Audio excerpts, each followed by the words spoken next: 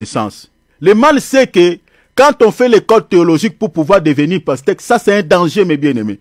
Parce que nous avons aujourd'hui des gens qui n'ont pas l'appel divin, mais sont devenus pasteurs par les écoles théologiques. C'est ça ce qui est mal. Parce que dans les églises dites communautaires, là-bas on consacre les gens après avoir décroché un diplôme en théologie. Et puis directement, on ne prie pas. On ne va pas prier pour savoir est-ce que ce monsieur issu, est-ce qu'il a l'appel divin.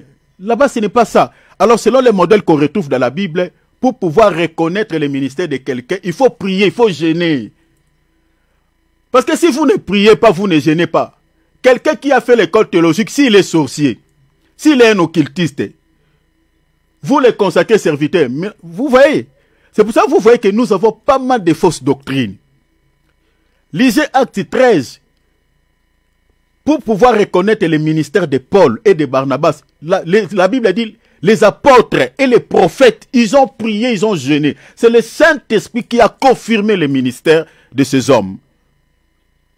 C'est ça les modèles qu'on retrouve dans la Bible. Ça, c'est la première dimension sur le plan spirituel. Et la deuxième dimension, il faut maintenant donner la chair à cette personne de pouvoir prêcher la parole, vous voyez, et voir la manière dont il est en train de naviguer dans les Écritures, de marcher dans les Écritures, avant de pouvoir lui donner les mains d'association. Ça, c'est la deuxième dimension. Donc, ce sont ces deux modèles que nous retrouvons dans la Bible pour pouvoir reconnaître le ministère de quelqu'un. Ce n'est pas, ce n'est pas faire l'école théologique. Non. On peut bien faire, tout le monde peut faire l'école théologique. Même les fidèles qui s'asseyent sur les chaises peuvent faire aussi les écoles théologiques.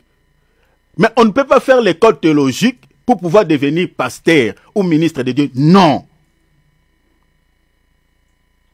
Le ministère, c'est un appel divin. Alors, la majorité, c'est-à-dire ce n'est pas tous, il y a des exceptions, mais la majorité des gens qui ont fait des écoles théologiques nous créent pas mal de soucis sur le plan doctrinal. Ils interprètent la Bible c'est-à-dire de manière, je peux dire, de manière littérale, sans l'esprit. La majorité, pas tous, mais il y a pas mal de gens qui ont fait des écoles théologiques, ils interprètent comme ça. C'est-à-dire, ils font les recours à ces deux langues, c'est-à-dire l'hébreu et le grec. Tu vois, ces mots veulent dire ceci, ces mots veulent dire ceci en grec, veulent dire ceci en hébreu. Ça, c'est une mauvaise interprétation de la Bible. La Bible s'interprète comment, mes bien-aimés? C'est-à-dire, tout verset de la Bible s'interprète par un autre verset. Les versets de la Bible, ce sont des frères. Ce sont des frères.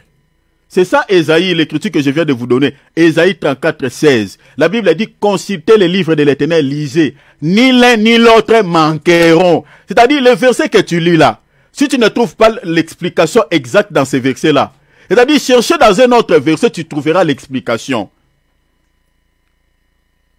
Parce que les écrits que nous avons en français, c'était en hébreu, c'était en grec. Donc les gens qui connaissaient ces langues, ce sont eux qui nous ont aidés, qui ont transmis ça en français. Maintenant, pourquoi pour pouvoir interpréter, il faut encore recourir dans ces langues-là? Est-ce que vous comprenez cela? Maintenant, si vous allez en Grèce, si vous allez par exemple en Israël, vous allez maintenant interpréter comment? Donc, tout verset de la Bible s'interprète par un autre verset.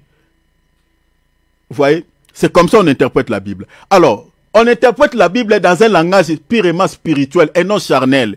Donc quand on dit Dieu est Père, notre Père là, ce n'est pas comme nos pères physiques. Non, non, non, non, non, non, non. Dieu n'est pas notre Père de manière charnelle, de manière littérale. Non, ce n'est pas comme ça. Quand on parle sur la notion du Père, mes bien-aimés, sur les plans spirituels, il y a toute une explication.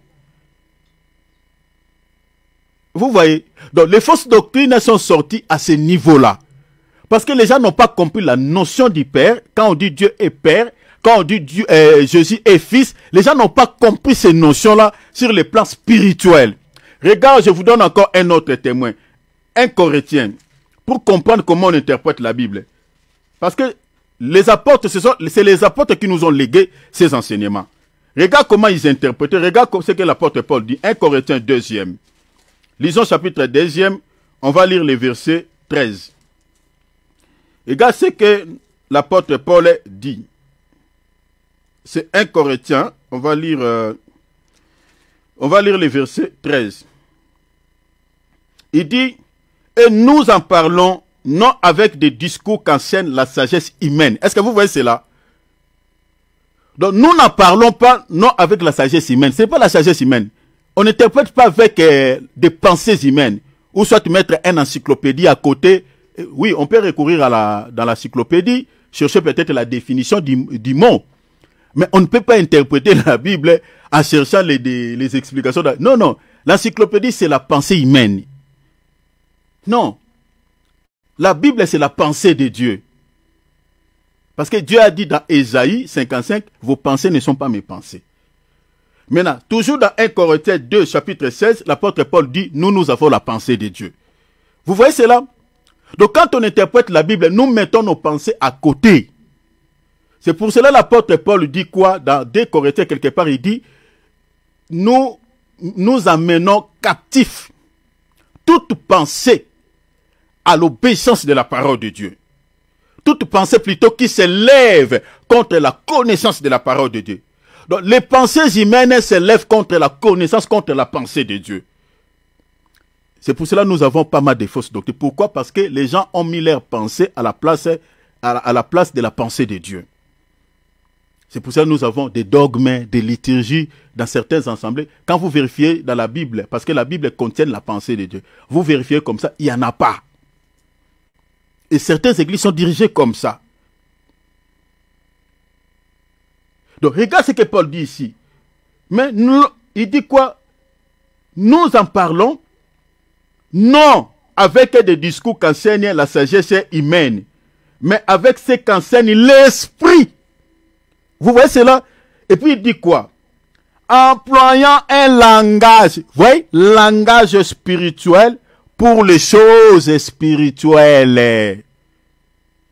Donc, c'est-à-dire les écrits que nous voyons là, mes bien-aimés, quand on lit, on n'emploie pas un langage charnel.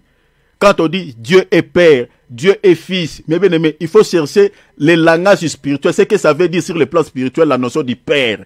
Il faut chercher sur le plan spirituel, ce que ça veut dire la notion du Fils. Je ne sais pas si vous me comprenez, chers enfants de Dieu. C'est pour cela, dans 2 Corinthiens 3:6, la Bible dit, la lettre tue. Parce que si vous n'avez pas compris ce que vous êtes en train de lire de manière littérale sur son sens spirituel, c'est-à-dire, vous n'avez pas la vie. Est-ce que vous comprenez, cher enfant de Dieu?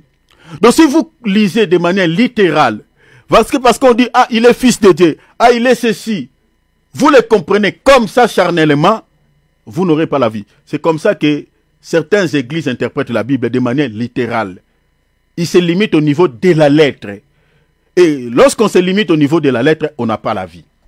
Alors, faisons attention, chers enfants de Dieu. Ça, c'était juste pour pouvoir tirer notre attention parce que je mets un point virgule à ce troisième facteur aujourd'hui.